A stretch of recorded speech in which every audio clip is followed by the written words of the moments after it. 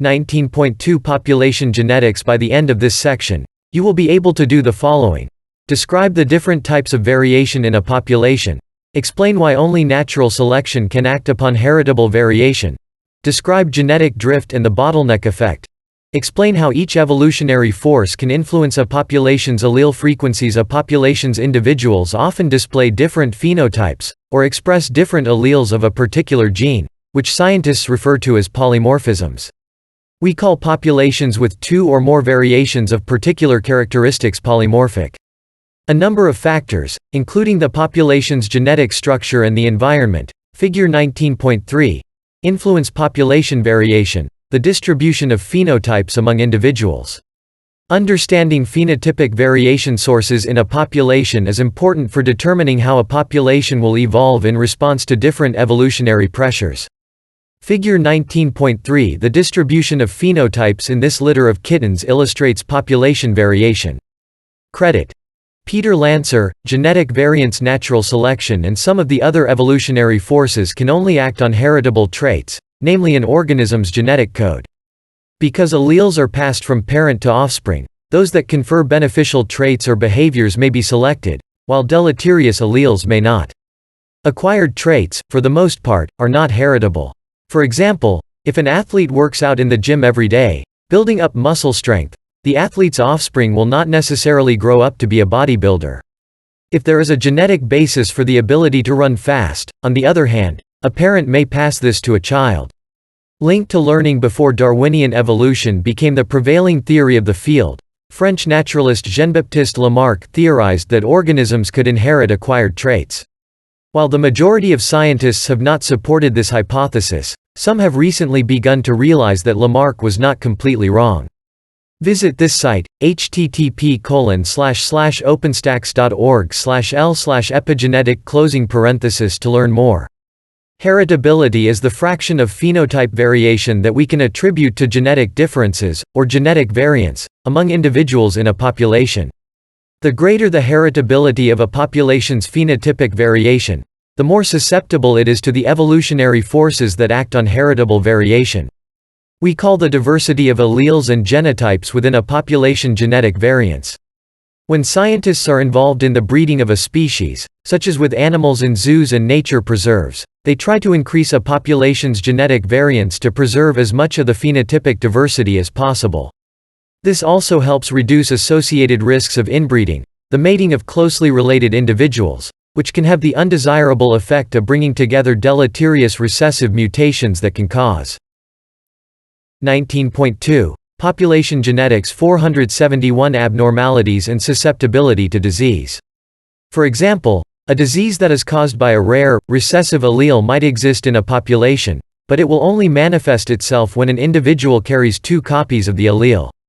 Because the allele is rare in a normal, healthy population with unrestricted habitat, the chance that two carriers will mate is low, and even then, only 25% of their offspring will inherit the disease allele from both parents.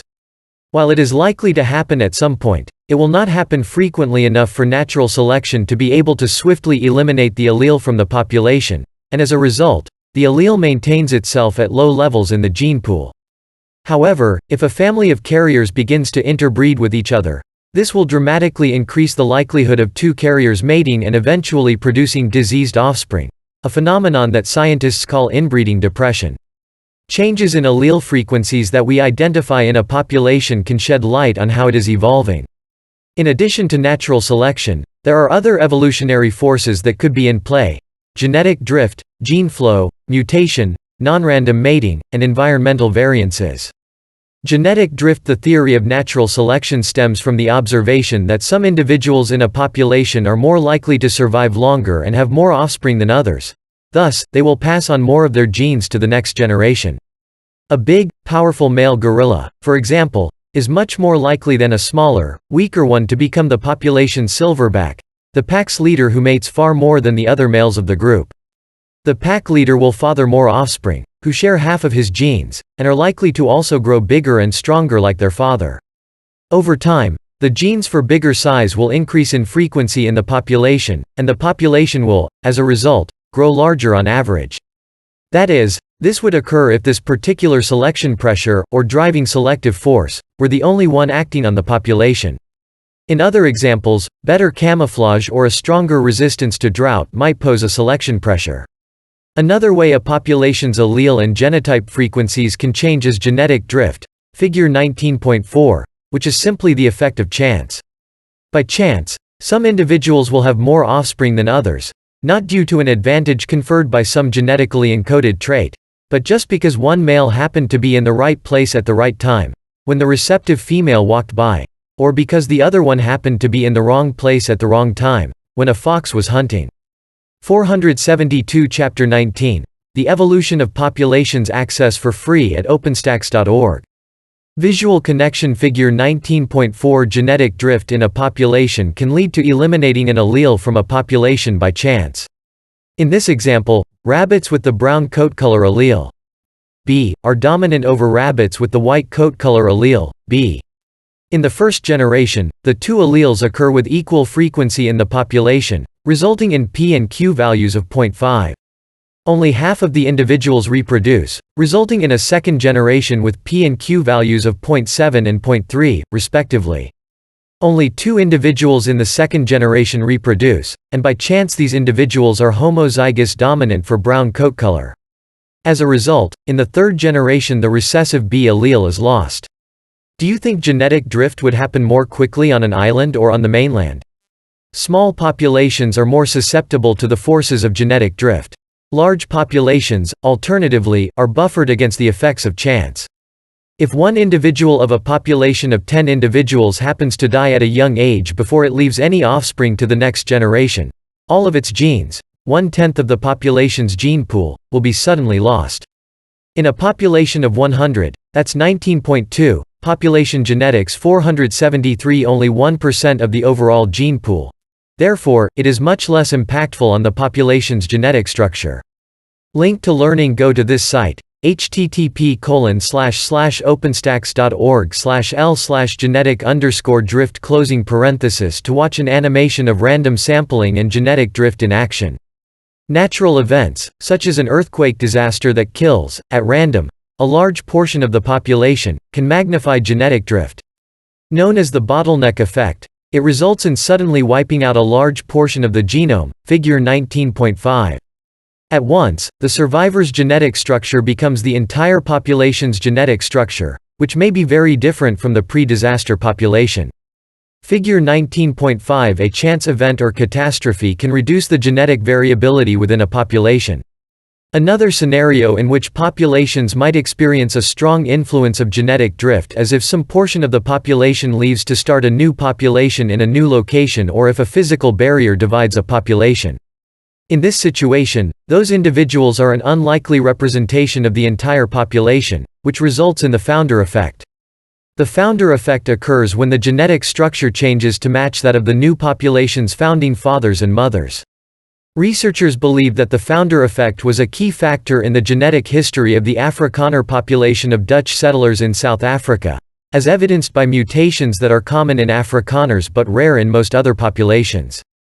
This is probably because a higher than normal proportion of the founding colonists carried these mutations.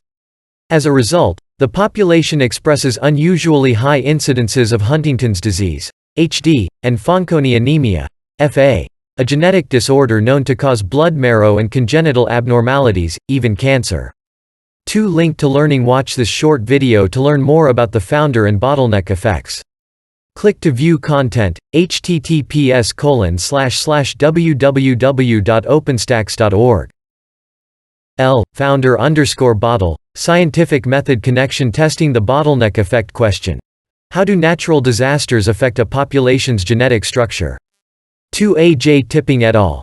Molecular and genealogical evidence for a founder effect in Fanconi anemia. Families of the Afrikaner population of South Africa, PNAs 98. No 10, 2001, 5734-5739, doi. 10.1073, PNAS.0914023998. 474 Chapter 19. The Evolution of Populations. Access for free at OpenStax.org. Background. When an earthquake or hurricane suddenly wipes out much of a population, the surviving individuals are usually a random sampling of the original group. As a result, the population's genetic makeup can change dramatically. We call this phenomenon the bottleneck effect. Hypothesis: repeated natural disasters will yield different population genetic structures. Therefore, each time one runs this experiment, the results will vary. Test the hypothesis. Count out the original population using different colored beads. For example, red, blue, and yellow beads might represent red, blue, and yellow individuals. After recording the number of each individual in the original population, place them all in a bottle with a narrow neck that will only allow a few beads out at a time. Then, pour 1/3 of the bottle's contents into a bowl. This represents the surviving individuals after a natural disaster kills a majority of the population. Count the number of the different colored beads in the bowl, and record it. Then, place all of the beads back in the bottle and repeat the experiment 4 more times. Analyze the data. Compare the 5 populations that resulted from the experiment. Do the populations all contain the same number of different colored beads, or do they vary? Remember, these populations all came from the same exact parent population. Form a conclusion. Most likely, the 5 resulting populations will differ quite dramatically. This is because natural disasters are not selective, they kill and spare individuals at random. Now think about how this might affect a real population. What happens when a hurricane hits the Mississippi Gulf Coast? How do the seabirds that live on the beach fare? Gene flow. Another important evolutionary force is gene flow, the flow of alleles in and out of a population due to the migration of individuals or gametes, figure 19.6. While some populations are fairly stable, others experience more flux. Many plants, for example, send their pollen far and wide, by wind or by bird, to pollinate other populations of the same species some distance away. Even a population that may initially appear to be stable, such as a pride of lions, can experience its fair share of immigration and emigration as developing males leave their mothers to seek out a new pride with genetically unrelated females. This variable flow of individuals in and out of the group not only changes the population's gene structure, but it can also introduce new genetic variation too. Populations in different geological locations and habitats. Figure 19.6. Gene flow can occur when an individual travels from one geographic location to another. Mutations are changes to an organism's DNA and are an important driver of diversity in populations. Species evolve because of mutations accumulating over time. The appearance of new mutations is the most common way to introduce novel genotypic and phenotypic variants. Some mutations are unfavorable or harmful and are quickly eliminated from the population by natural selection. Others are beneficial and will spread through the population. Whether or not a mutation is beneficial or harmful is determined by whether it helps an organism survive to sexual maturity and reproduce. Some mutations do not do anything and can linger, unaffected by natural selection, in the genome. Some can have a dramatic effect on a gene and the resulting phenotype. 19.2. Population genetics. 475. Non-random mating. If individuals non-randomly mate with their peers, the result can be a changing population. There are many reasons non-random mating occurs. One reason is simple mate choice. For example, female peahens may prefer peacocks with bigger, brighter tails. Natural selection picks traits that lead to more mating selections for an individual. One common form of mate choice, called assortative mating, is an individual's preference to mate with partners who are phenotypically similar to themselves. Another cause of non-random mating is physical location. This is especially true in large populations spread over vast geographic distances where not all individuals will have equal access to one another. Some might be miles apart through woods or over rough terrain, while others might live immediately nearby. Environmental variance. Genes are not the only players involved in determining population variation. Other factors, such as the environment, figure 19.7, also influence phenotypes. A beachgoer is likely to have darker skin than a city dweller, for example, due to regular exposure to the sun, an environmental factor. For some species, the environment determines some major characteristics, such as gender. For example, some turtles and other reptiles have temperature-dependent sex determination, TSD. TSD means that individuals develop into males if their eggs are incubated within a certain temperature range, or females at a different temperature range. Figure 19.7. The temperature at which the eggs are incubated determine the American alligators, Alligator mississippiensis, sex. Eggs incubated at 30 degrees Celsius produce females, and eggs incubated at 33 degrees Celsius produce males. Credit: Steve Hillebrand, USFWS. Geographic separation between populations can lead to differences in the phenotypic variation between those populations. We see such geographical variation between most populations and it can be significant. We can observe one type of geographic variation: accline, as given species populations vary gradually across an ecological gradient. Species of warm-blooded animals, for example, tend to have larger bodies in the cooler climates closer to the Earth's poles, allowing them to better conserve heat. This is a latitudinal cline. Alternatively, flowering plants tend to bloom at different times depending on where they are along a mountain slope. This is an altitudinal cline. If there is gene flow between the populations, the individuals will likely show gradual differences in phenotype along the cline. Restricted gene flow, alternatively, can lead to abrupt differences, even speciation.